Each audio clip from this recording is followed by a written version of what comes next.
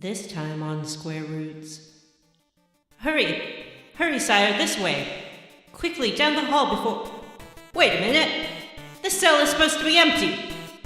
You there, prisoner! What's your name?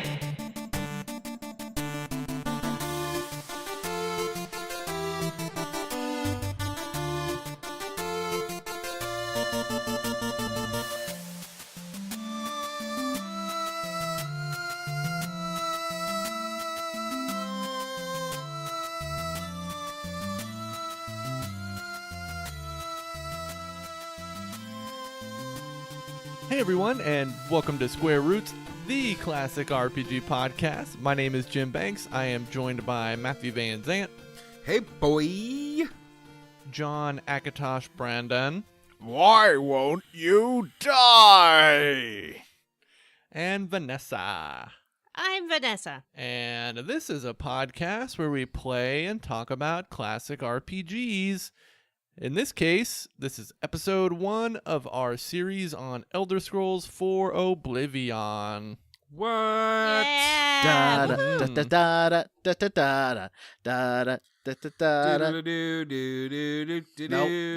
that one. In my underwear, sometimes I visit there. Oblivion. Just me? I'm the only one who knows that song? Yep, Okay. Yep. Yeah. That's just you. Never heard that song there, Vanessa.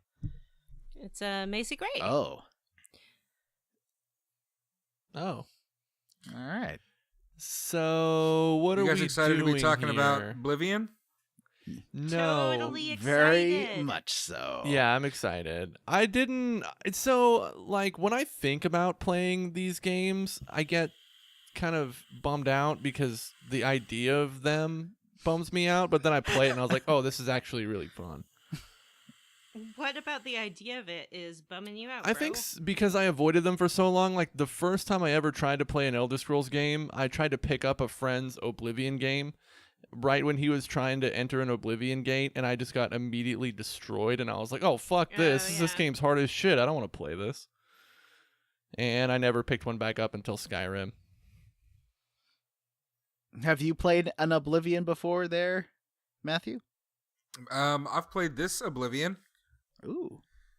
and the Skyrim Oblivion. What about Morrowind, the predecessor? I've played a bit of Morrowind the Oblivion, but not much. Some people think that we should have played Morrowind before we played Oblivion. Who said that? I don't know. Well, I You know, don't care. If you want, you can wait until we do Morrowind and listen to that series first, and then listen to Oblivion. It's true. That's true. Be the crafter of your own fate. That's right. So, Vanessa, have you played an Oblivion before? Yes, very much. I like it a whole bunch. Oblivion, thumbs up. Final Judgment, it's great. Not that we're not there yet, Vanessa. Okay. Vanessa, how far into Oblivion are you? Well, I didn't want to play too far ahead this time. Uh-huh. So in the main quest, I just got to where we're supposed to end, thereabouts, which was right after Kvatch. I also joined and mastered every guild, and I became the Knight of the Nine and saved the realm from that threat, and I have become the Daedric Lord Sheogorath. Excellent work. Nice. What is Thanks. wrong with you? What? Vanessa gets really into these games. I get really into these games. Okay. Always trying to make us If it all makes look you- bad. Oh. Well, if it makes you feel any better, I haven't played any of it for like 4 weeks. I bought this game used in early 2007, right after I got my 360. And it was very hard. And I died. I found like the Oblivion gates were impossible. And I was playing at normal difficulty back then. And I over leveled, which makes everyone, if you don't over level but don't have good equipment, it becomes impossible. So Yes, it's very we'll talk tricky. about our strategies later, but I have made it so that is not a problem. Nice. But before we get into that, maybe we should go back to our home bases, talk to our guild, and level up. Let's do that. Who wants to go first? Jim? It's been a while. Oh, sure. I'll go first. Guys, it's been a while since I've been on a main episode, 2-3 weeks maybe. In that time, I have been traveling a bunch, but I've also been playing a lot of Kingdom Hearts. Oh, no. And I think I've played enough Kingdom Hearts to where I can call myself a scholar of Kingdom Hearts. I'm pretty sure I know everything about every character. I know every plot twist so far. I know why the villain chose to call himself the wrong name for 2 games. I know who is a twin of who.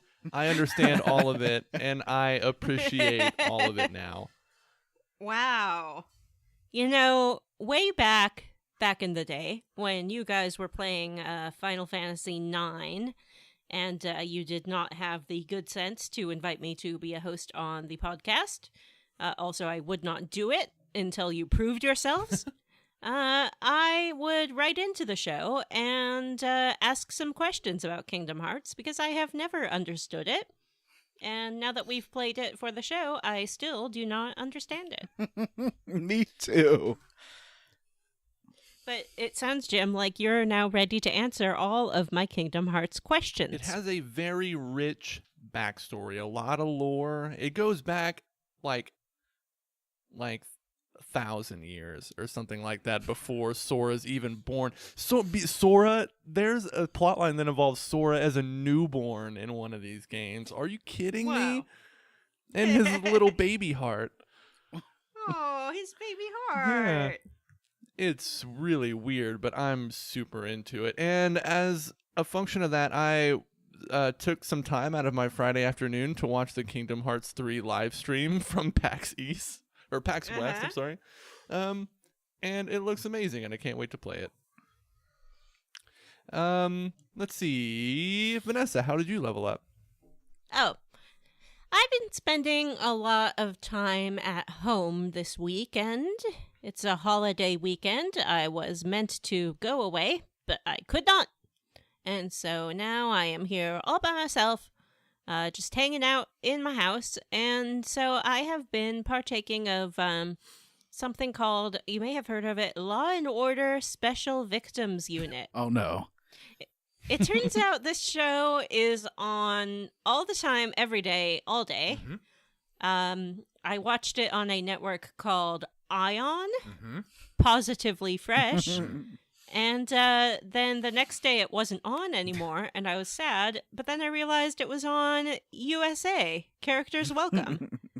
So it turns out if you just switch between USA or Ion, you can basically watch Law and Order and nothing else for the rest of your life.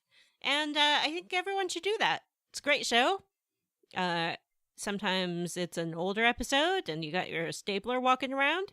Sometimes it's a newer episode, and you got your D.A. Barba, played by television's Raul Esparza, Ooh. Gemini's favorite actor. Oh, yeah. And either way, you can't lose. Law & Order SVU is what I choose. I especially enjoyed the episode about gamers. Oh, no. Yeah. Did you read about it on so Kotaku? This episode, yeah.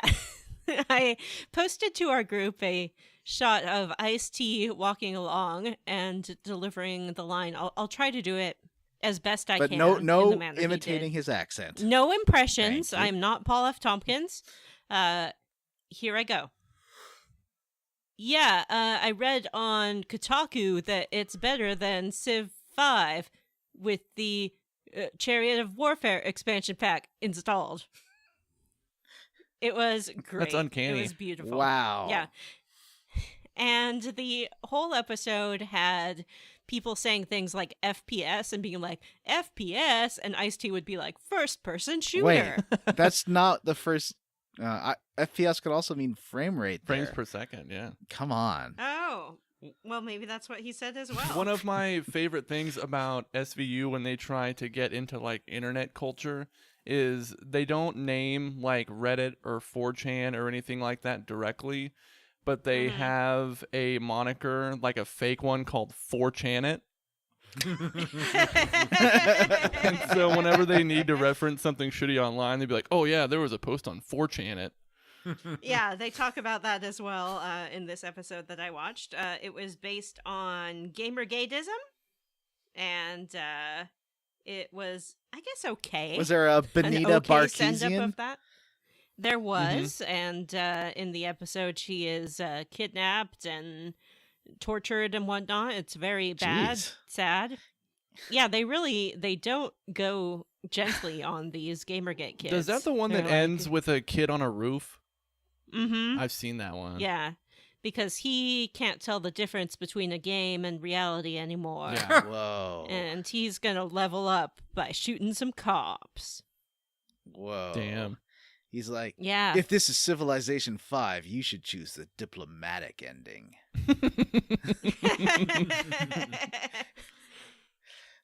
How do you think it would feel to be Anita Sarkeesian and have a TV episode about yourself, thinly veiled, being kidnapped and tortured? Like, that is crazy. Yeah, probably not great. I guess it could be Zoe Quinn as well. Yeah, but this actress was Indian. Listen, So guys, this that is could be a SVU. clue. Their whole shtick is their episodes are ripped from the headlines. That's exactly right, and that's what they did. They ripped it right out of the headlines. They also had a Elliot Rogers incel type shooter. Oh, boy. Not in the same episode. Anyway, Law and Order SVU. It's great. It's on all the time. Check your local listings. And I don't really have very much to say about it, except watch what you do out there, gamers, or you might be ripped from... No, wait, that will, like, motivate people to do terrible things, because then they'll be like, oh, I'll have a Law and Order episode based off me. Yeah, don't be shit. Have they done That's my level up. Have they done a podcast murderer yet? You would think that that would be, like, right up their alley. Mm-hmm. So I could be on an episode have an episode of Law and Order based on me. Yeah, you could have Ice-T when they're like, what's a podcast? He'll be like, it's a podcast. I don't know. How would he say it? He'd be like, it's a broadcast for your iPod. No, that doesn't really explain it. It's ham radio of the future. It's pirate radio for the internet. I always think of Law and Order as being the guy who looks like Bela Lugosi, who talks about the one who wanted to put baby in the corner, and he's a detective, and he'd always make a joke about the body or like something. He'd be like, "Well, I guess this cook's beef got cooked." Are you talking about Jerry Orbach? Yeah, him. He doesn't look like Bela Lugosi. What are you talking about? He looks like Lumiere the Candlestick. Sorry. Yeah, one thing I noticed in watching all of these old Law and Orders is that he appeared before he was a regular on the show as a defense attorney. And the woman who played Casey Novak appeared as a defendant in a case. We all know that TV's Raul Esparza appeared in an episode of Law and Order Criminal Intent, All of us where know he this. played a cross-dressing stalker of Detective Eames. They were looking for the woman with red hair. Turned out it was Raul Esparza all along. And at the end, he talks about how lovely it is to feel stockings and lace. And that's what got him the job on SVU. That was during the 90s when TV was obsessed with heterosexual male cross-dresser characters and being like, no, we're not trans and we're not homosexual. We are heterosexual male cross-dressers. And then the TV show would be like, oh, so that's okay. Like when Drew Carey's brother kept saying how he was straight and it was supposed to be this amazing liberal moment of how great it was that he was a cross-dresser, but he's not gay. Don't worry. Don't worry, he's gonna be fine. Yeah. Or in Ace Ventura Pet Oh, Detective. no, let's not even get into that. That was... I was thinking about that the other day. For some reason, like, the movie popped into my head, and I realized how truly horrible that was. Yeah, it's remember known the as second one where he was in Africa? Yikes. Oh, I haven't seen that one. But the first one's known as don't do like it. like the epitome of transphobic movies, basically. Oh Mhm. yeah. I remember watching it as a teenager and not really getting why he was so upset. Mm-hmm. But turns out I just wasn't transphobic, so Anyway. that was great. Let's move on. Matthew, how did you level up? I sure did. I bought a game called Hollow Knight, and it is very okay. Is it hard? Don't people say that game is hard? Is it hard? I guess it's hard. Yeah, I it think is. that the difficulty has more to do with how far apart they space things like save points and fast travel, You suck, Jim. which is no, it was terrible. um, and less to do with like how difficult the actual like stuff is. So that's cheap, I think. I don't know, guys. I really thought I was gonna love this game, and instead I'm very meh on it. It's got kind of a Bloodborne thing where it kind of like has half a plot, but doesn't actually ever tell you what's going on. What's the deal with that nowadays? Like, that's like half of games since Dark Souls came out. Especially I would like indie to games. say that it's kind of lazy writing, because then you don't actually have to write anything. Yeah, you throw a fucking robot here and a skeleton here, and everybody just uses their brains to make a story out of it. Or it Pretty could be much. like Destiny, where you unlock cards on a phone app that tells you what's happening. That's stupid. Yeah, so I've leveled up my Hollow Knight skills with that. I still am playing it a lot. It's a lot of fun. When I'm having fun and not being annoyed with the 25-minute walk back to the fast travel point. Yeah. And looking at the map and just kind of being like, where am I supposed to go? This doesn't make sense. There's no good, it is not good at giving you a sense of progression. Like, I will kill a boss and then just kind of be like, now what? Guess I'll just walk back the way I came. It's not good. A little shocked. People love it so much. I thought that it was going to be a big hit for me. I guess that's it. That's how I leveled up. What about you, John? I have two things. One is very short. Thing one. Okay. Sorry?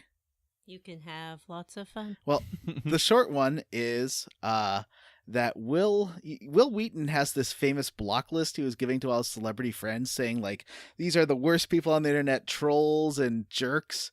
And for Twitter, I'm on that list. Oh, no! And I was Oh. like, how did I get onto that list? So I was doing some searching today, and in 2009 I wrote, wow, Will Wheaton's AV Club game reviews are terrible. And that's how I got onto that list. I said, Oh. well, I said, I think I said, I don't know why people jerk off to Will Wheaton's game reviews on the AV Club, because they're terrible. Mm-hmm. Yeah, I was going to say that just disliking the review probably was not block-worthy, but yeah, that was pretty bad. Wasn't that whole Will Wheaton blocklist thing like a big thing like a few months ago, or maybe even longer? It's right now. It's Like a big year thing ago? because it's full of like queer activists and stuff. But He Well, he also just left. He's he off also Twitter. announced that he was leaving social media yeah, but because he was getting dragged for being friends with Chris Hardwick still. Yeah, Mhm. yeah. But yeah, so he definitely was in his right to block me, but I didn't tag him in it or anything. Dude searched himself, so that's your own damn fault.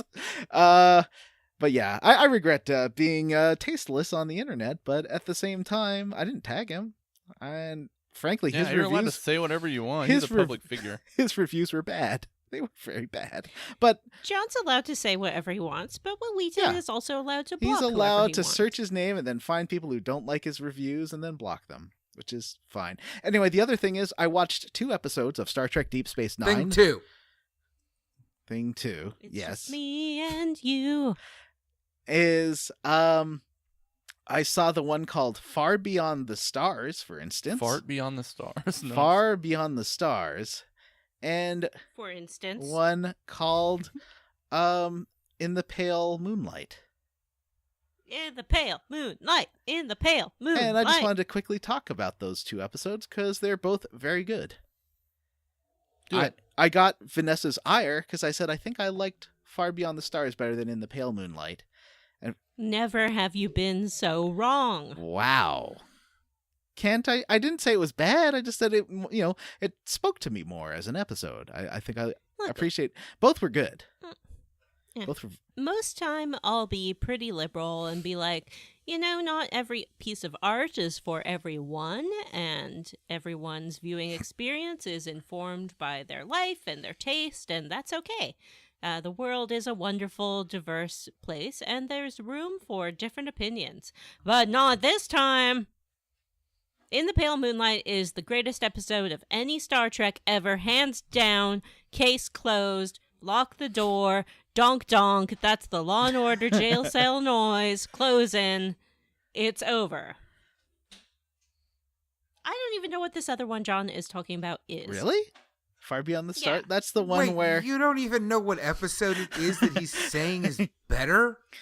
I said, I think it was just better for me. Like, I enjoyed it more, personally. Like, both are very, very good. One is in the Far Beyond the Stars is Sisko suddenly is in the body of a sci-fi writer in the 1950s who's writing about Deep Space Nine, and the sci-fi writer is becomes increasingly convinced that Sisko, the character he's writing, is real.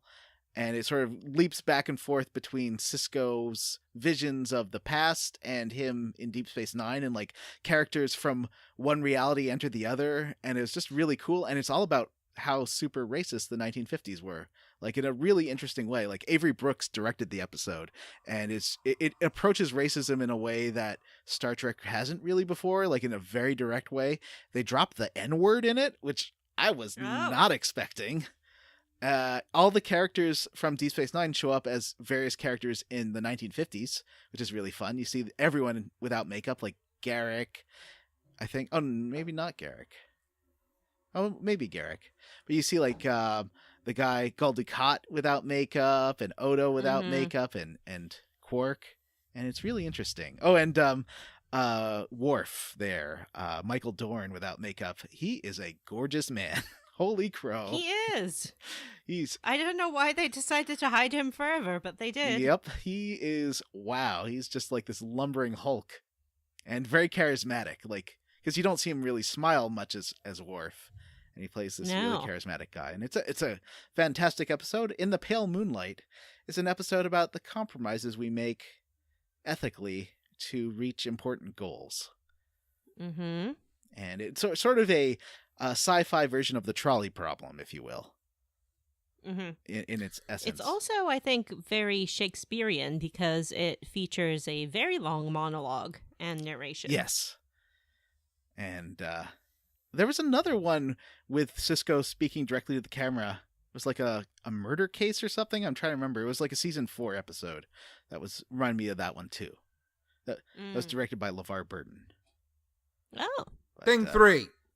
Thing 3 is, I'm sorry, Will Wheaton. I was a jerk on... Like, going back and reading my 2009 tweets is terrifying. I sounded like a gamer jerk, and I'm very embarrassed by that, and I'm sorry, Will Wheaton. That's it for me. Thing 4. Well, I guess it's just the quest log, right? It's time to level up the door, because it's time for the quest log. Yeah, let's talk about Oblivion, guys. Yeah.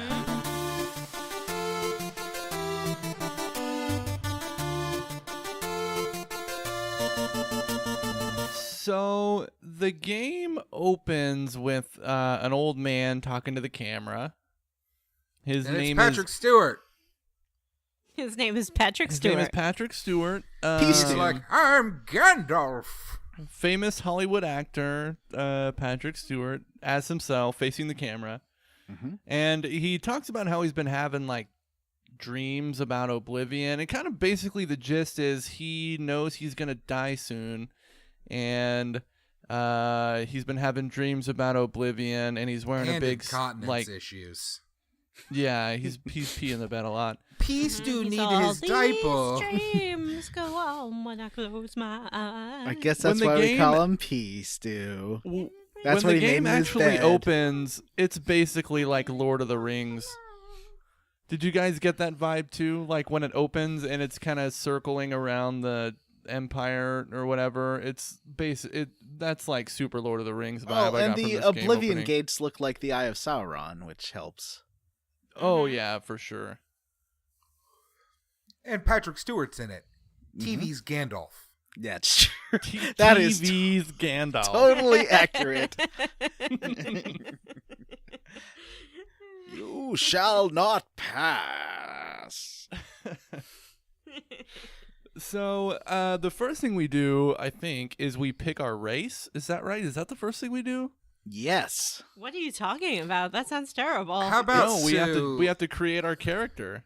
How about to get through this part a little bit quicker, let's all just quickly tell each other what we built. Yeah. Jim. Are we talking about like birth signs and stuff right now too? I don't even know my birth sign, so Yeah, don't I ask didn't me. write that shit down. You Give know me a what? break. I wrote mine down, so I'm just gonna fucking say it. I don't Sure, care do what it. you say. Do it. You're a Libra, Okay. and you're into men who aren't afraid to cry. Shut up, guys. I'm a female orc warrior rogue. Female. Just the Wow. way you say that turns my fucking skin. You sound like Why? Quark from Star Trek. Female. Look, Jim. I know you're in a bad place, but come on. Oh. Excuse me. Whoa! Excuse me. Red card. Red card. I'm just teasing, Jim. So you That made was a. more towards orcs than female. So what did your jail You're mate a say woman about you orc. being a female orc? Did he have anything specific to make fun No, of? nobody has really remarked on it. One of the guys said, because I was an orc and I have such raw strength, I could probably just I could tear somebody in half with my fists, Oh. which was pretty Hot. neat. But I chose like that orc hairstyle that's just like bulbs of hair around the skull, and it's super ugly, and I love it. What's her name? This is gonna be really stupid. I was creating the character when like my daughter was watching me do it, and we've been playing a lot of Kingdom Hearts, so I named my female orc Sora. Nice. Let's see, Matthew. Let's hear about your character. Well, I made a kitty cat man. His name is Felix. And I did my absolute best to make him as black, like furred as possible, but it really wanted to like give him some red splash, so you know. And he's a sneaky sneak who is gonna do a lot of stabbing in the throats and whatnot because he is gonna be an assassin man. Assassin kitty. I can't believe you guys didn't write down your birth signs. That's what we do on this podcast. I mean, I went through and just chose whatever lined up the closest with stealth. I guess we'll never know what that is because you didn't fucking write it down. It was probably the thief. Yeah, probably the thief. Yeah. I chose Let's the see. rogue because he's got good combat and he's very high in speechcraft. Mm. Mm-hmm. I made a Bosmer or wood elf woman. She is also a rogue born under the thief sign. What be a Bosmer? Bia Bosmer is elf what live in the Valenwood to the south of Cyrodil. They do not eat plants or disturb the Valenwood in any way, so they are carnivorous. They are good at shooting bows, and at the end of every era, they do something called the Wild Hunt, where they all go crazy and slaughter everybody. Bosmer, it's a great race. Oh boy. I think her name is Brynmer or something like that. I don't know. She just has like an elf name. Oh, okay. John, Yes. what did you make? I made an Argonian. the Cool. lizard person. And Ooh. the first thing the guy in the cell across from me said was like, "Oh, well, don't you miss being in the water? I bet you crave it. I bet you need it. And you can almost hear the brook outside, but you'll never touch that water again, you stupid lizard." Oh, man. mean. Yeah, he was a real jerk. I called my lizard Slippy, and Nice. yeah, he was born under the sign of the ritual. Oh, what's that like? That's the one where you can turn undead and restore health. Ah. Cool. So there you go, Jim. Neat. Oh, thanks, John. No problem. Thanks I for had actually the- doing your job. I had the guy in the other prison like called me like a cat, and I Mhm. promised him that I would come back and murder him. You should. I mean, you that's totally That's a can. promise. That's a promise that I made to myself. It's not something that happened in the game. Oh, yeah. I think you have to break. I don't know if there's a way to get the keys without breaking in, but you can totally go in there and kill him. You can. And, spoiler alert, I did. You killed the guy who made fun of you? Yeah. He told me I'd never see the green of the Valenwood again. You're like, here's the green of your blood. Yeah. What happens in this game if you start to just, like, murder everybody? Like, even the story people. I don't What know. if I assassinate the emperor? I don't think you. I think if you try that, the guards kill you. Maybe. I don't know. I Oh. never tried it. I was Yeah. curious about that because the first thing I did after creating my character was I ratcheted the difficulty way down, and so I just destroy everyone. Mm-hmm. I turned it down a little bit, like about halfway between. So at 1/4 difficulty, and that turned out to be it's maybe too easy now because I also have not been leveling. Like I'm still level 1 after all this. Mm-hmm. So really? no, all the enemies are just like the generic. Yeah, because I chose like the class. We'll talk about that in a second. But I chose a class that I don't use any of the abilities really, so I don't level up, and enemies don't get harder. Mm-hmm. Oh, Which is a You can play this whole game on level 1. yes. It's a because last time my problem was I leveled up too fast and didn't have good abilities, and I was bad at the game. So and also I was playing it on normal difficulty, and it just became impossible. Like the Oblivion gates Mhm. were like this trudge that took me 3 hours each, Mm-hmm. and You can also level skills that have nothing to do with combat, and if you only level up that way, your character will be very bad at fight. yeah. So I think I might, because right now it's maybe too easy. Like I'm just killing everything without really being in any danger. I don't know. I'll see. I might tweak the difficulty and put it to like just below, or maybe up to normal max, but that's it. Or you could level up. Or I could level up. It hasn't presented me with that option yet. Because I've stuck to the class I chose, so unless I really go in for the skills that are my class skills. Anyway, so Uriel Septon comes into your cell. Yeah, he's like the straight up emperor, and he's like, "What up? I'm here to pardon you. You've obviously been wrongly imprisoned. Nope. We're very sorry. We're going to pay you restitution Nope. and restore your good." Nope. No, We are in a cell that happens to have a secret passage Mm-hmm. to And get. there's- Why we in cell? It doesn't say, does it? No. Well, because you say the first thing Uriel Septum says is your crimes don't matter. He recognizes you, and so I think this. I know Skyrim. I haven't played Morrowind, but Skyrim begins the same way. It's like you're a prisoner, but your crime doesn't matter. Your backstory is not relevant to what is happening now in the game. Yeah. Mm-hmm. So yeah, they're trying to smuggle the emperor into your cell to go through the secret passageway because there's like an assassination attempt going on. A lot of dudes in red robes coming to kill the emperor. Mm-hmm. And But he knows you. Yeah, he recognizes you from his dreams. These dreams go on when I close my eyes. And so he tells the Blades, his guards, to let you come along on their escape attempt. But he knows and the guards are like, "Her." He knows he's gonna die. Yeah. Which, Because I guess they could only afford to pay Patrick Stewart a little bit for like one day of recording. yeah. And you know he did it in like an hour because that guy's a professional. Mm-hmm. So you're making your way. Are you in like an Empire jail, Imperial jail? Yeah.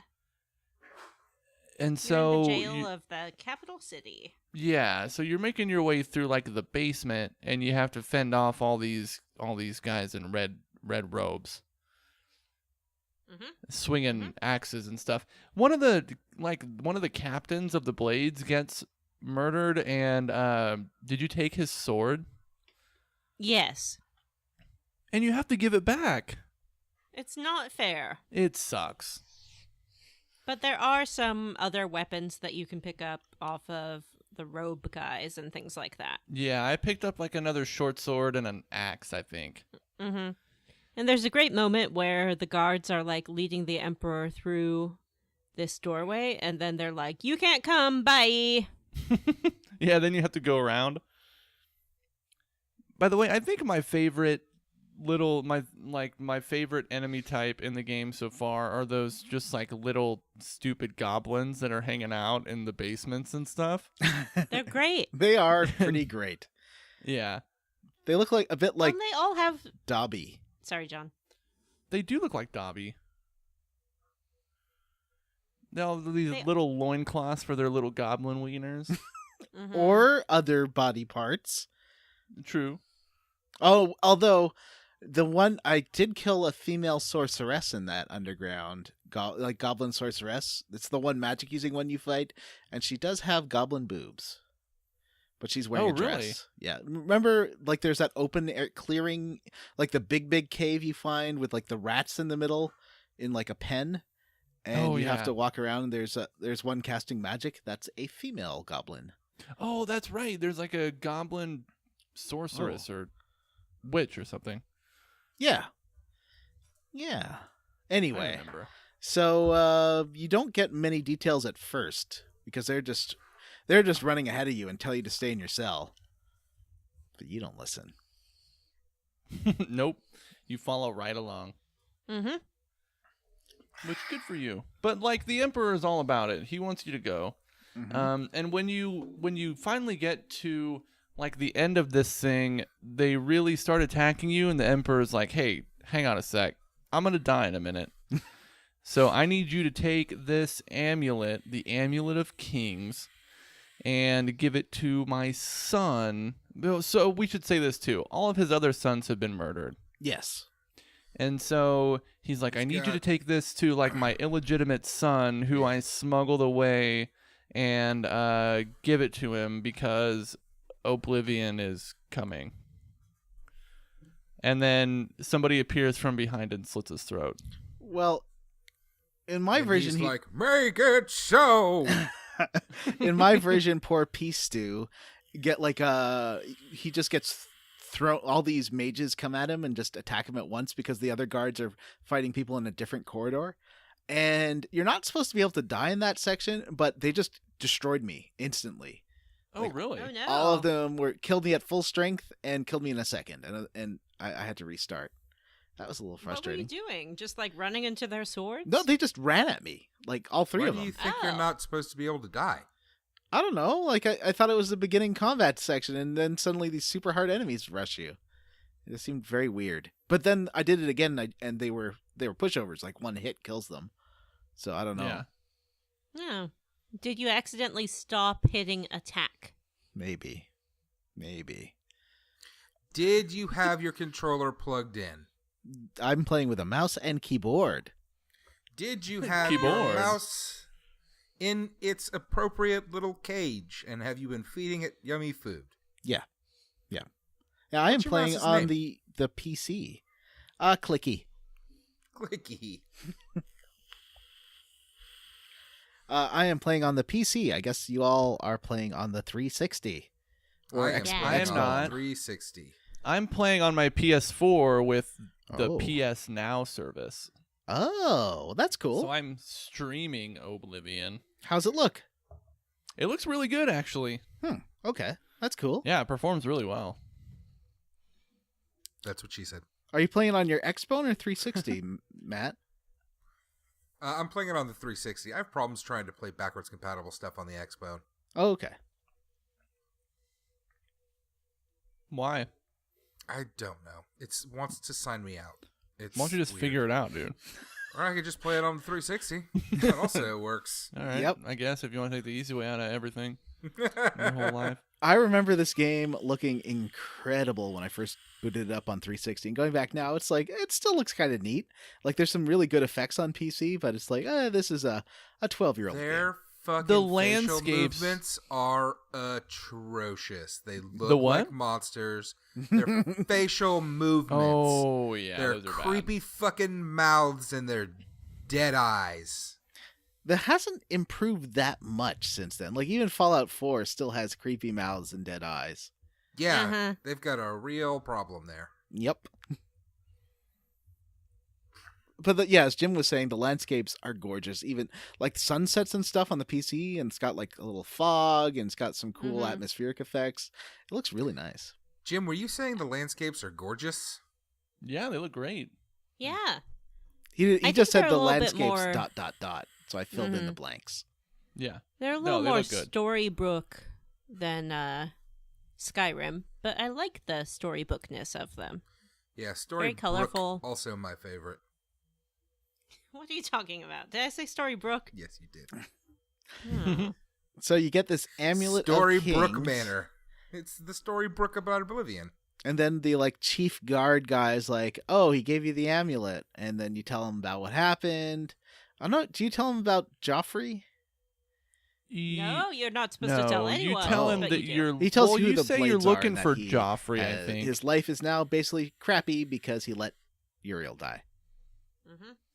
Yeah, but that's what like, happens. and then he's like, also, oh, thanks for picking up that sword. Whoops, Hey. I'm gonna take that back. I wanted to keep that sword.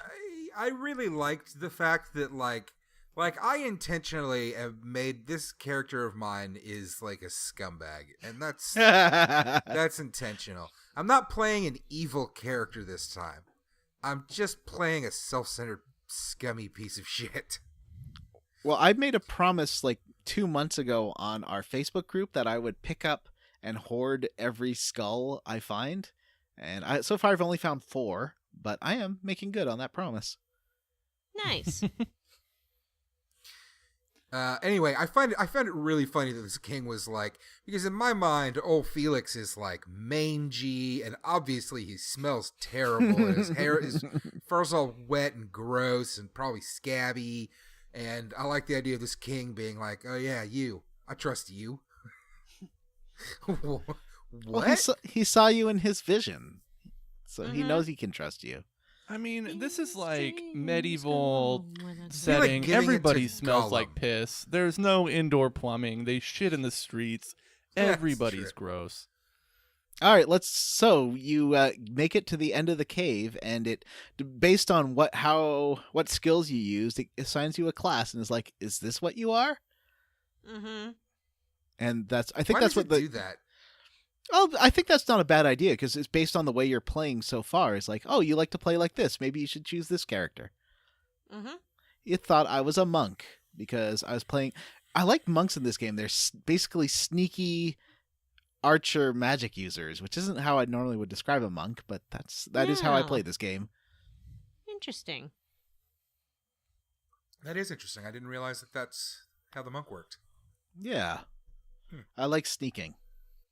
And what class did you end up? I chose like battle mage in the end because it was using stuff that I don't use that often, so I was going to level up slowest, and that is my goal. What did you choose, Matthew? No. Was there an assassin?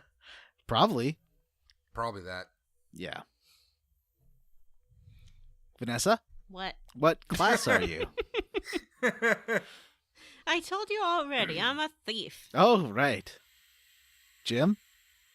I am a rogue because Boy. they're speedy and they're combat focused and they're good at conversations. Ah.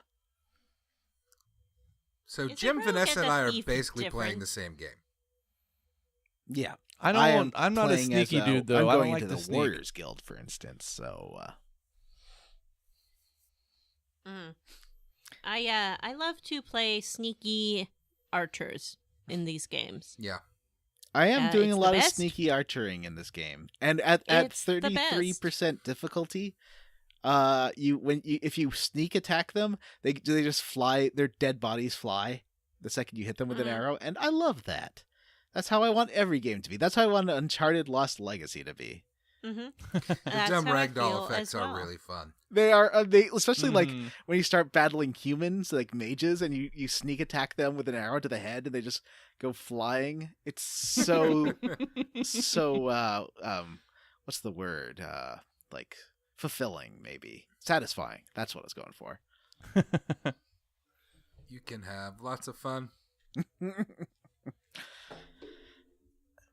All right, so then you exit the dungeon after killing the big boss of the dungeon is a goblin witch, and you end up on the waterfront.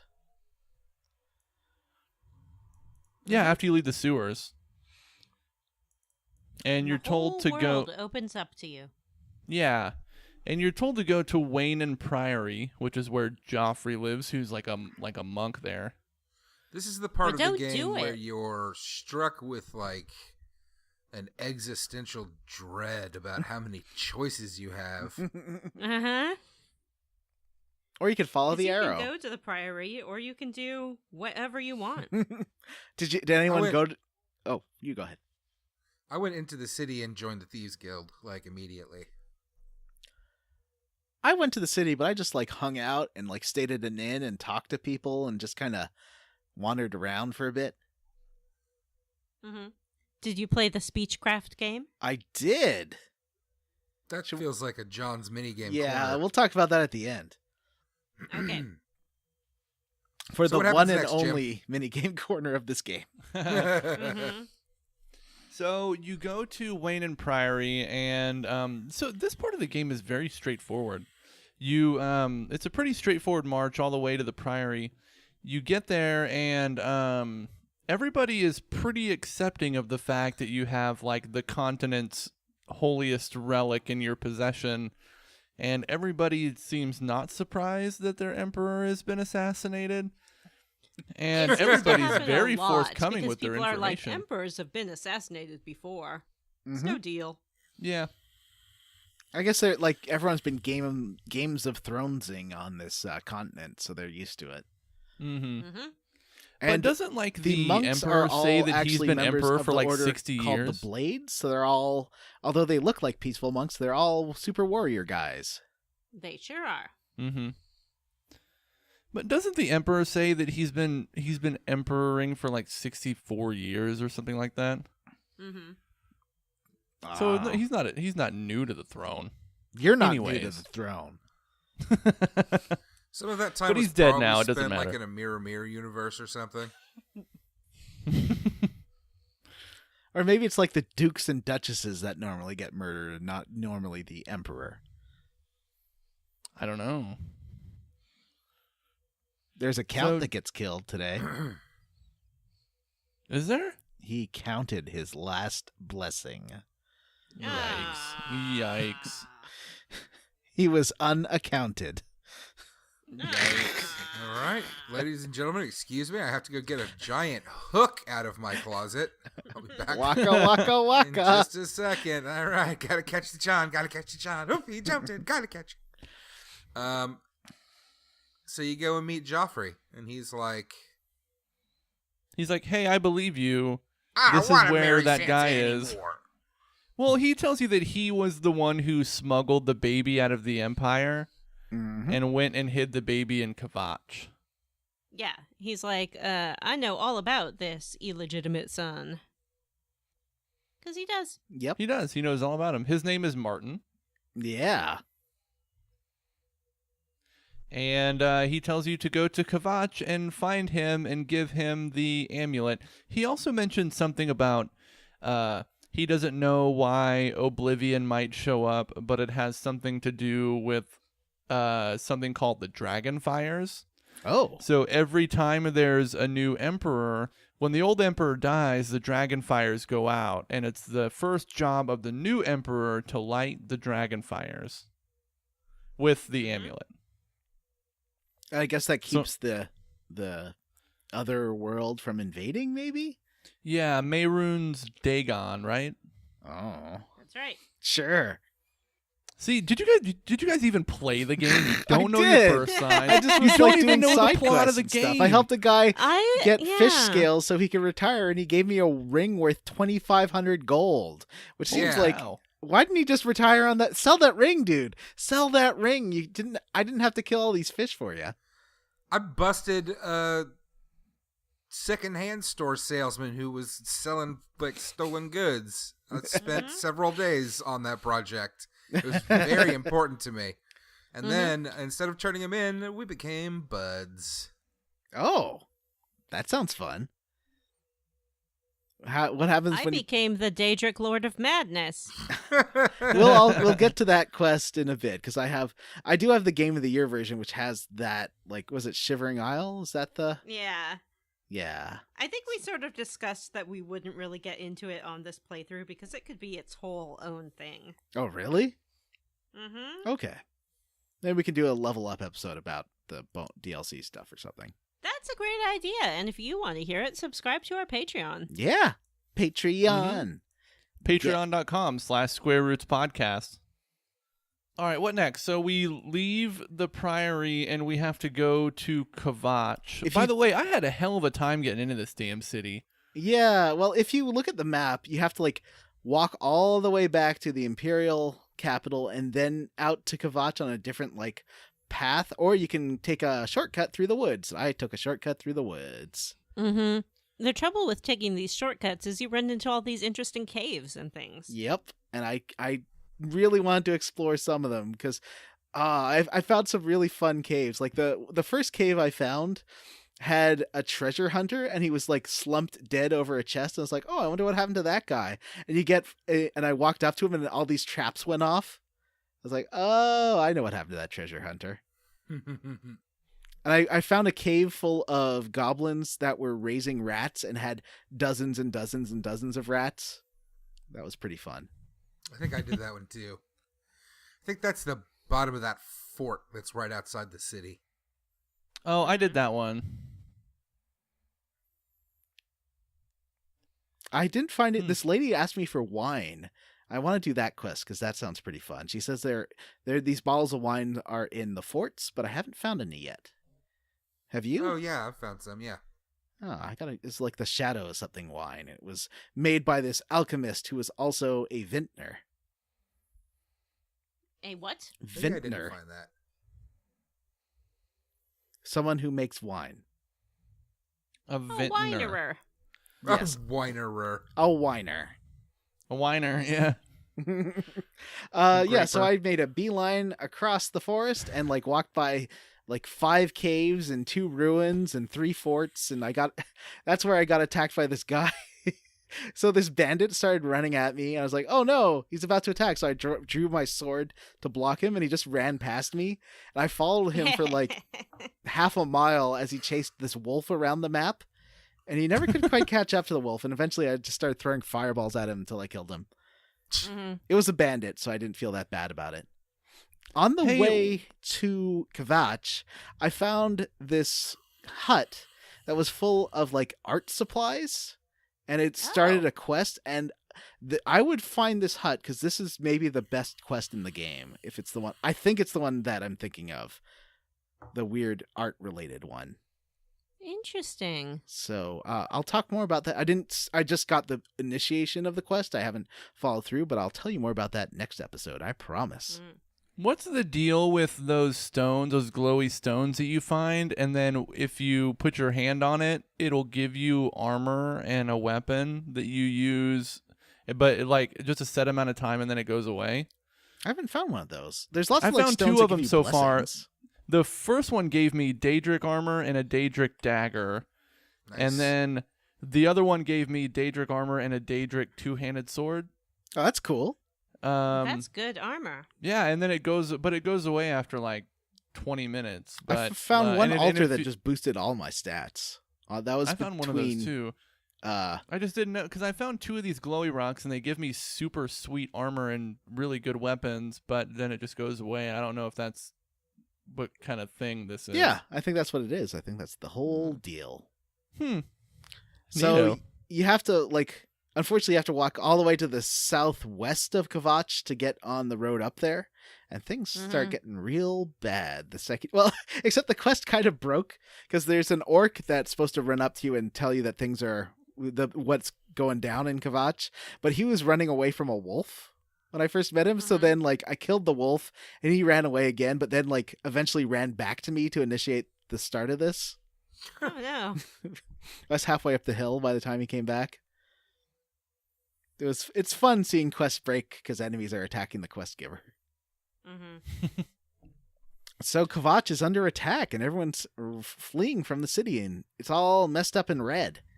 Yeah, That's there's terrible. a There's big a whole old bunch of Oblivion refugees gate outside the open city. in the front. Sorry, say And that it's again. got little Jim, demon you're imp breaking up. guys who are running around out front. Yeah, they're hanging around, and you talk to some people, and they're like, "We're flipping doomed.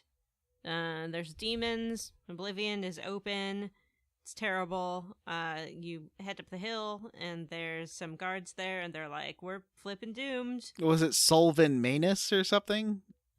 That could have been. Sure. That's the name of the guard captain, right? Yeah, he's the captain of the guards, and he managed to escort as many civilians as he could out of the town before the gate. And then the big gate inside the town closed, but then there's one blocking the door that just opened. Yes. mhm. And So some he- monsters come streaming out. Yeah, little impy guys from Doom. They're even throwing fireball. I even know, throwing right? fireballs. It's like the imps from Doom. Mm. My monsters were much bigger, scarier than the little impy guys because by the time I got to Kvatch, I was accidentally level 30. Oops. Oh, jeez. Yeah, so they were big, gruesome beasts and things like that, and the guards did not do very well against them. I think I lost one guard in this whole thing. Yeah, I finished up this little quest by myself. Oh, did Solvin or Solvis die too? Uh-huh. Oh no. They all died, John. He's so happy when you rescued the city. You never got to see that. Nope. He was dead. So he at first he just doesn't want you to help or anything, but you say, "Hey, I'll go through the gate." He's like, "Well, if you want to, you're gonna die." But I volunteered. You can say no, but I volunteered. Yeah, me too.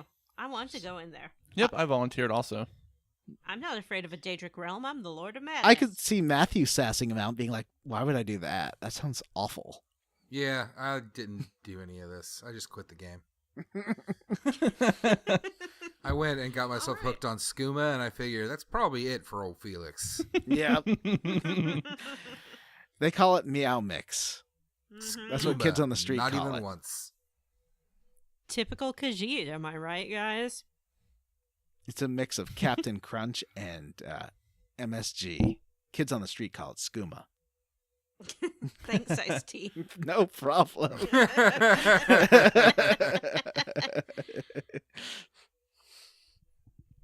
Not So we go even once. we go into Oblivion and it's it's hell, right? It's I like this game. Yeah. These levels suck. Mm-hmm. Is it just me, I love or do they the really names suck? for They really suck. They're way boring, super repetitive, not pretty. There's It's like just 18 loading screens between the beginning and the end. Mhm. Oh, You yeah, have to there's go a into lot all of these those. towers. They're like flesh towers, and y'all know that I don't like the living flesh business. Oh yeah, at one point near the top of the first tower, you gotta walk on these raw meat curtains to get to the final. yeah. Just look like the little beef curtains. Mm-hmm. And Yeah, there are these hanging beef flesh curtains. pods dangling around. And they have like gold and things in them. Yep. And when you open them, they go like. And all the plants you Flesh can harvest sacks. can attack you. Like they can like spit out poison gas or thrash at you. Mm-hmm. And there's This place is awful. it sucks. Like I love the names for stuff in the tower, though. Like the main room is the Blood Feast. Mhm. Oh, gross. That's the one with like the pillar of light going through it, right? Mm-hmm. Yes, and then there's rooms like the Hall of Tortured Salvation or some shit Yeah. like Did that. this this reminds me? Most of Oblivion looks pretty modern, but this reminds me of something like Hexen. It just looks like a bad '90s fantasy Yeah, action it's- game. Ooh man, It's Hexen! not Wow, blast from the past. Hexen is a what? '90s fantasy action game. Amazing. First person- Sorry, 90s amazing. fantasy It's actually action no. game. I liked it because it was like on N64 you could play it 2 players at once, like co-op, which was really fun. Yeah, John loves 2 at once. I love multiplayer. The big multiplayer gangbang of gameplay. Mm-hmm. I think that I liked Hexen 2 a lot. Wasn't that a 3D game? Like third person perspective?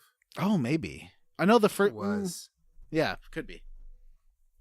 If you get into the lore of Oblivion, you learn that there are gods and there are Daedric lords.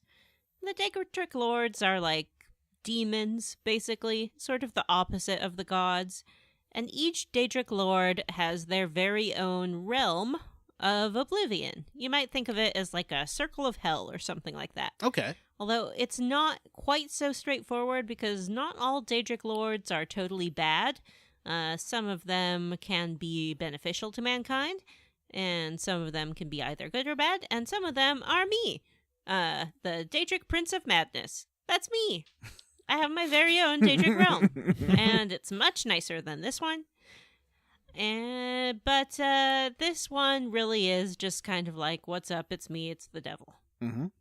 And like a bad 90s shooter, you just have to find a key in order to get to the top and defeat the bad boss at the top, and then turn off the gate. Yeah, Yeah. when you first get into to Oblivion, a guard runs up to you and says that most everyone is dead and that they kidnapped one guy and he's at the top of the tower and he asks you to save him. When you get to the top of the tower, can you actually let this guy out of the cage? No, and I tried talking to him a few No. times. He's like, "Oh, don't worry about me. I'll be fine." Yep. He's Yeah, like, and- you just move along. And they take his clothes off? The demons like Of took course everything they but his do, they're underwear? demons. It's not as weird as if Salvin survives, he gives you his armor, and it just takes him off his character model. It's really Oh, no. weird. It's like, let me give you my literal clothes. Yep. So the guy in the cage tells you to take the sigil key, which was on the guy guarding him, and make it to the top of the tower, and you have to remove the sigil stone. Is that what they call it? Yeah, Mm-hmm. I think so. You have to remove the sigil stone, and that will close the gate to Oblivion. And you get the stone as an item. What does it do? Is this something you I need to don't do know. something with? I don't know. I was really Yeah. glad, though. Kudos to the game for just transporting you back out of Oblivion rather than having you backtrack all the way through the tower again. Yeah, it was Yeah. real. That's Because that's at pretty the good. end of Kvatch, you have to go all the way through the castle again. So Yeah. in Skyrim, every dungeon pretty much has a secret exit, which I really Yes, appreciate. that's amazing. That doesn't and happen it's in this always one at 'cause the you can get to end. the end of each fort and cave and stuff, and there you have to make it all the way back to the beginning. Yeah, that's lame. Yeah. For So anybody that was curious, Heretic 2 was the game that I was thinking of. which I don't know which was the one I played then. Hexen was the one where you could see the guy's disembodied hands. It was first person. Yes, You could shoot yeah. lightning Yeah. and stuff. Yeah. That's Hexen. I think isn't Heretic related to Hexen? Is it like a Yeah, spin-off? Hexen is like the Hexen was a spin-off of Heretic. Yeah. Oh, okay. So you get back there and it's like, oh, okay, I closed the Oblivion gate. Everything's going to be good. I can talk to Martin. No. Nope, you have to No. clear the southern plaza of Kvatch before you can get into the chapel to find Martin. And then even then, Solvis wants you to like do this whole. He wants you to clear out the castle and everything too. Oh, he Jeez, didn't ask me to haven't do you done that. enough. It's funny, you see Martin and it's like, that's the guy I want to talk to, but just walks away and you're like, that felt like real life. It's one of the few times that a game really felt it's like someone you really need to talk to, you see him and he's over there, but he walks out of the room. Yeah, he's just like, bye, whatever. This was trivially difficult because I'm playing at 33%, but I went through hordes of imps and kept going. They got a little tougher here.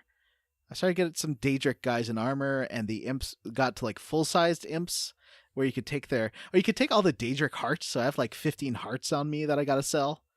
Mhm. Who's gonna buy those? Your hearts? Yeah, all these Daedric hearts I have in my bag. Can't you Eat use them in 'em. crafting? You can sell them too for 25 gold each. Yeah, but just eat them.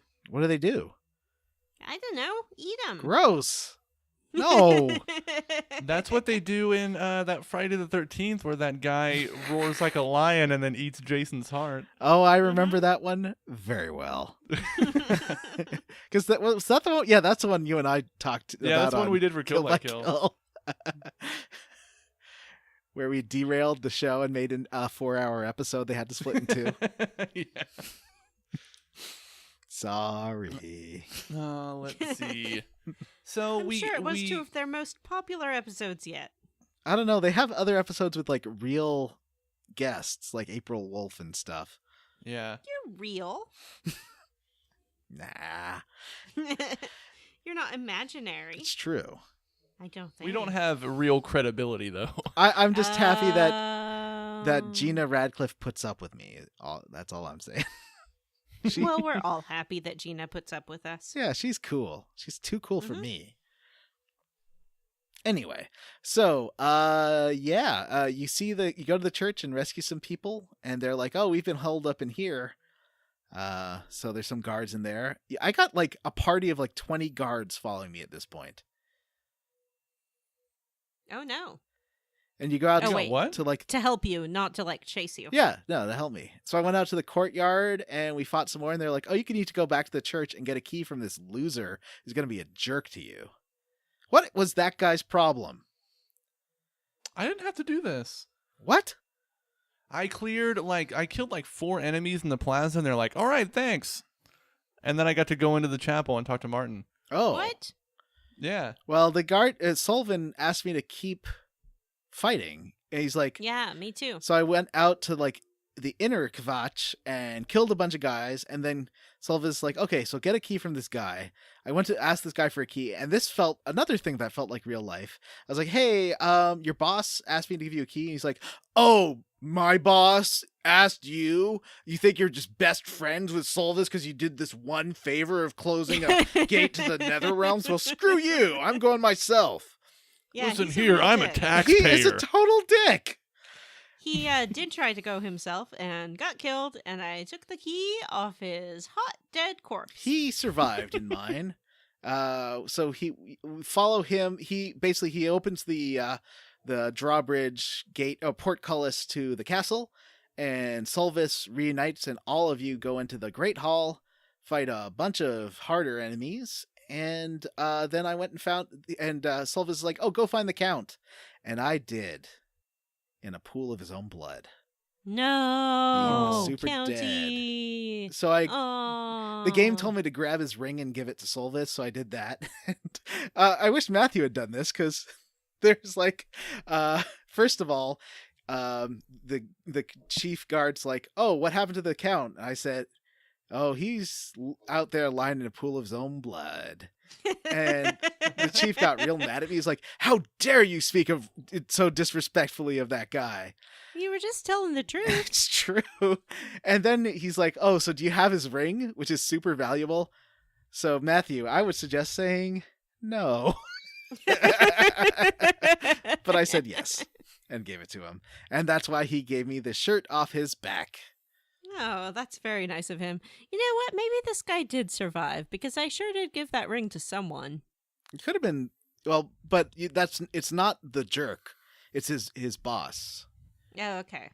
You probably the jerk died. If you got his key, then Yeah, I did. I definitely did that. Yeah. And at this point I got to talk to Martin Septim. Mm-hmm. And Jim, how did your talk with Martin go? Good. Like, I told him, like, hey, I have this amulet for you, and you're next in line for the throne. And he's like, I believe you. And he's he agrees Sean to come Bean, with you. right? What's that? Sean Bean. He's Sean Bean? Isn't he? He What? looks like Sean Bean. Let me see. I'm pretty sure he is, actually. So he's definitely gonna die, is what you're saying. Martin Septim, actor. Sean Bean. Born He's Sean 17 Bean? April 1959. Yeah. What? Wow, He's that I old? didn't know that. Yeah. Sean Bean. Yeah, so Yeah, and they Sean made Bean him look keeping like it Sean tight. Bean too. But yeah, and you He can does tell look like Sean Bean. every other voice actor has the same actor, or every character has the same voice actor in the game. That sort of Yeah, sounds basically. like this. Mm-hmm.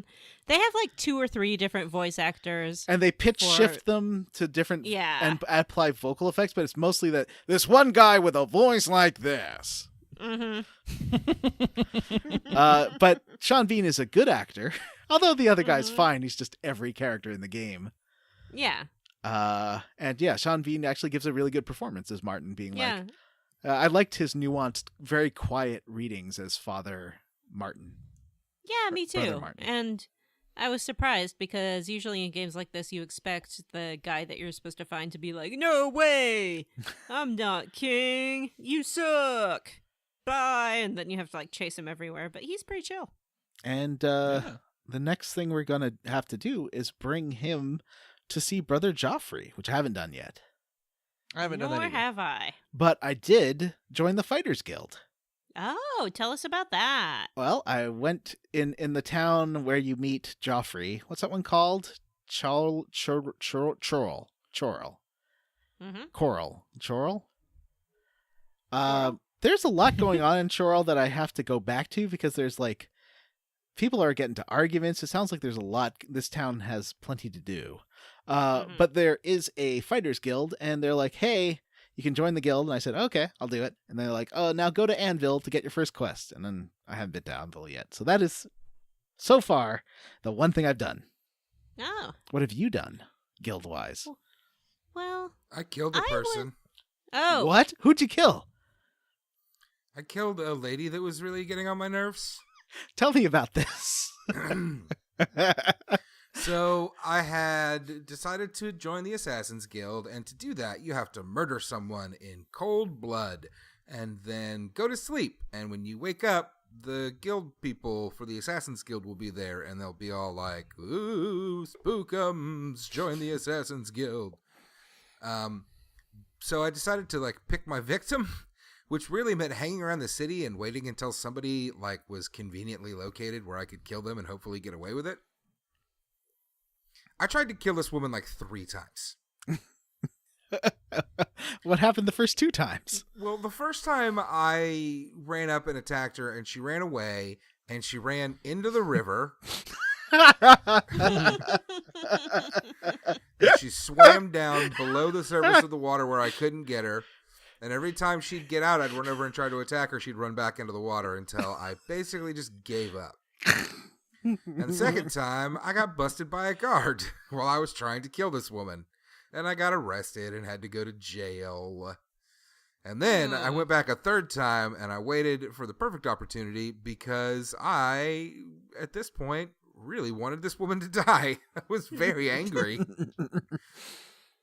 When she really had done nothing. Did you get poison? Poison's a good way to kill people. No, I just sneak attacked her from behind. In her own house? Gave her the old stab in the back while she was walking through town. Did anyone see?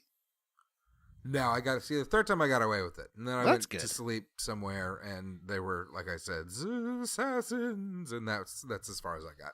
What about you, Vanessa? Well, I also joined Assassin Guild, but it wasn't my fault.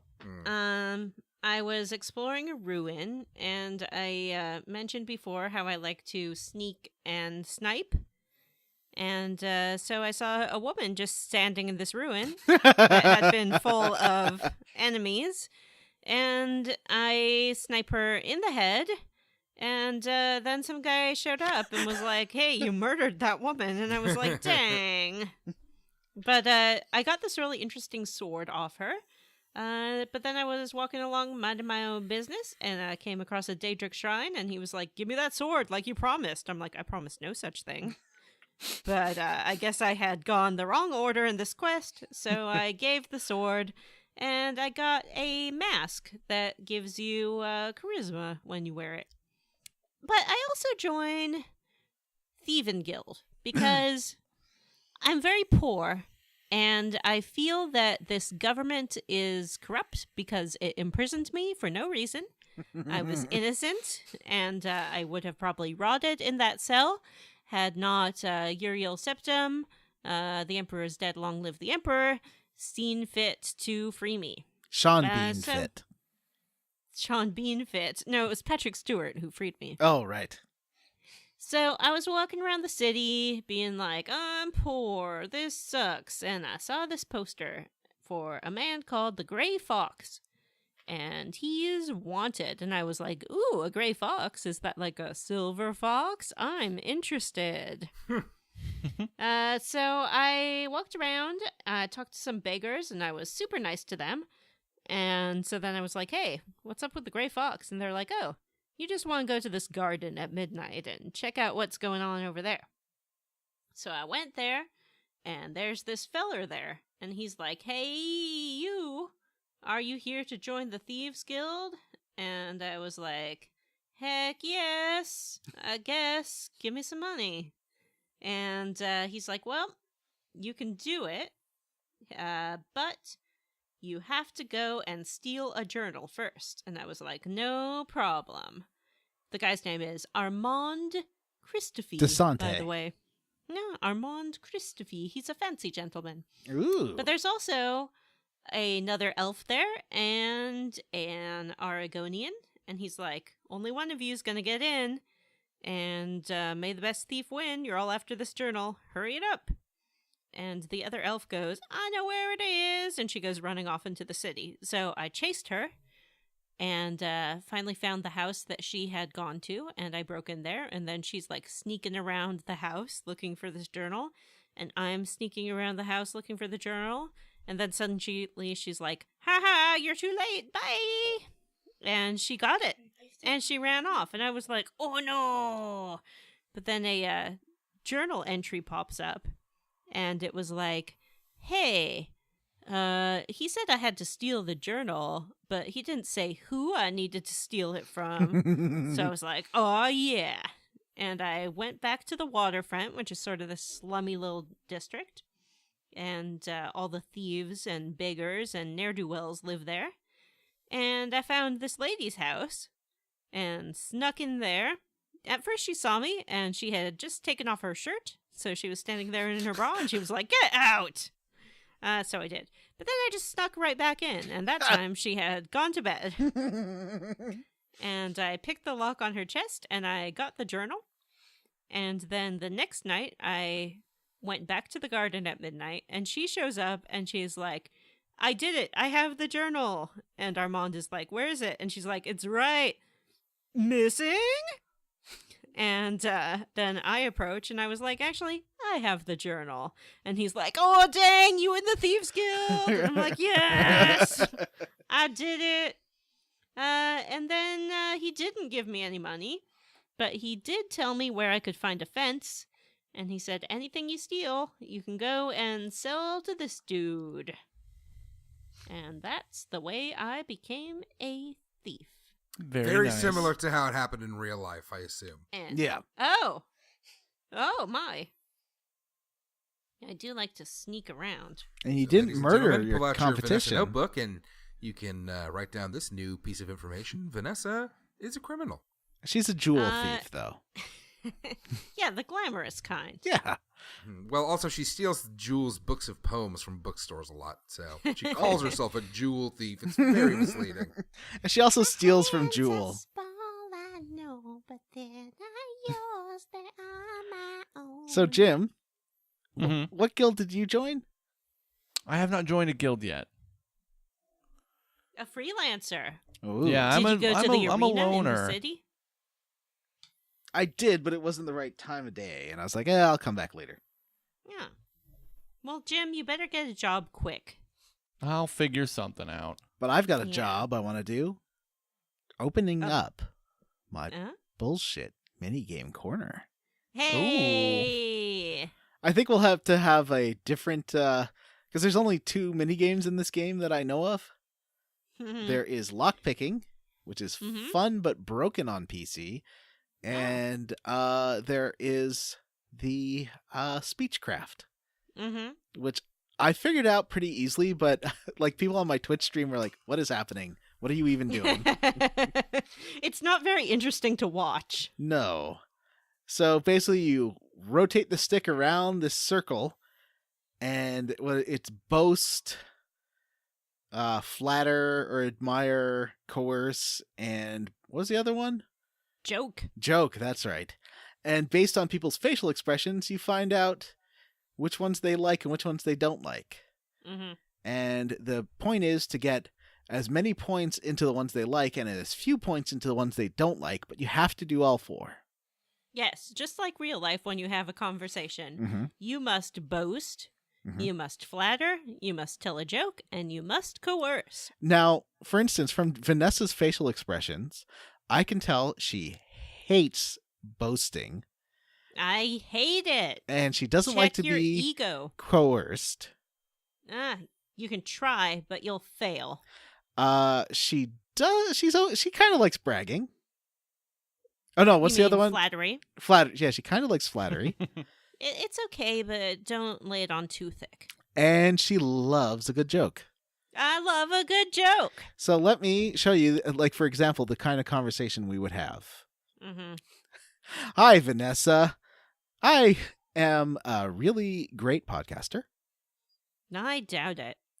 And also, why don't you come with me and do what I say or else? Get away from me. Also, hey, Vanessa, what time is it when you go to the dentist? What time? 2:30. That's hilarious. Good one. Your hair looks great today, Vanessa. Oh, aren't you a charmer? That's how it works. Yep. Jim, did you like our demonstration? It was really good. Do you do the speechcraft game at all? No. Matthew, do you do the speechcraft game? Yeah, it's really dumb, but for some reason I'm like compelled to get it as high as I can. Well, it gives you better prices. It's not bad to do at stores. Mm-hmm. Well, and people will also give you bits of information. Yeah. Sometimes if they like you better. And the other one is the lockpick game, which I found very easy on the Xbox, but Mhm. I can't move. Like the point is that you have to get all the pins up and press the button to get to move the slider. Mm-hmm. But on the PC, I can't figure it out. I can't move the mouse between pins when they're up, so it defeats the purpose of the game. There's got to be some trick to it, or my skill's not high enough. I can't figure this out on the PlayStation. I have no idea how to pick a lock. You have to I'm flipping great at it. get all pins up and then hit A or X or whichever. But they fall down so fast. well, Yeah, that's but you have you go to hit through the 'em- button while they're up. Yeah. You kind of have to pick the right order to do them in, and as you do each one, it'll stay up. But if you pick the wrong one next, or you hit the button at the wrong time, it'll knock them back down. Oh, that makes sense. Okay. I didn't think order can- had anything to do with it. I you thought can it was always usually- 1, 2, 3, 4. Well, let's. You can usually tell because the ones that are ready to pop for you to hit the button so it'll stay up, or the ones that stay up the longest when you hit them up? It gives you the longest time. Yeah, you tap it up, and once it's up at the top, you hit the button. Okay, I'll try that way. Because basically it doesn't let me move between them, and I don't know why. So I've been doing You auto probably pick. haven't put the first one into place yet. Hmm. So, like, give it a little tap upwards, and it will go blink, and then lock it into place right when it plinks up at the top. You can lock them into place? Yes, that's what you gotta do, yo, or you'll never pick that lock. Oh. Yeah, you You should. get your pick under it. You tap it upwards. It goes brink, and once it hits the very top, you lock it into place. Actually, the Oh. ones that will lock into place, it will either go like plink or it will go brink, and the brink is the one that will stick up there. But you can also look, because the one that will stick will linger up at the top a little bit. Oh, okay, that's why. Okay. Mhm. I've just been doing it wrong. Yeah. All right. And I All think right. that's all the mini games for this. So we'll come up with like a quest area or like a weird NPC interaction or something next time. Cause Well, the Daedric quests are usually pretty good. Okay. And I accidentally did all of those. So I can talk about them if I need to. okay, Vanessa's Daedric Corner. Vanessa's Daedric Corner. I Well, already talked about the mask one. It was pretty easy because I didn't even know I was doing it. all right. Well, we'll talk about the next one next time. Mm-hmm. Let's do it. So, everyone, before we go, let's talk about what we're squarely against. Who wants to go first? Nobody? I'll go first. Okay. I'll go first. I'm squarely against being wrongfully imprisoned. I was innocent, and my time in the can turned me to a life of crime, as it often does in our punitive jailing system. I came out worse than I was when I went in. I can't believe this horrible miscarriage of justice, and I'm just going to rob the rich blind, as I possibly can, by means of revenge. That's a great plan. Thanks. John, what are you squarely against? I'm squarely against the Oblivion, at least that first Oblivion dungeon, and from what I remember, the other ones are terrible. It seems like a bad 90s action shooter, and they should have made it fun. Jim, what are you squarely against? I'm roundly for the adorable little goblins that are in the caves and basements. They're just cute as heck. What about you, Matthew? I'm roundly for hilarious murder animations. Ragdolls. Stupid And little goblin go fly. So funny. also, you can pick up bodies and throw them. Oh, yeah. This game lets you do some dumb shit. Did you Okay. guys encounter any Bethesda glitches on this playthrough? Getting Not swarmed when right after talking to Uriel Septim and dying, I think is the only one I've had so far. That wasn't a glitch. That was just you being bad at video games. Wow. Yeah, John, Yeah. you can't just call every time you fuck up a glitch. Wow. This is bad game design.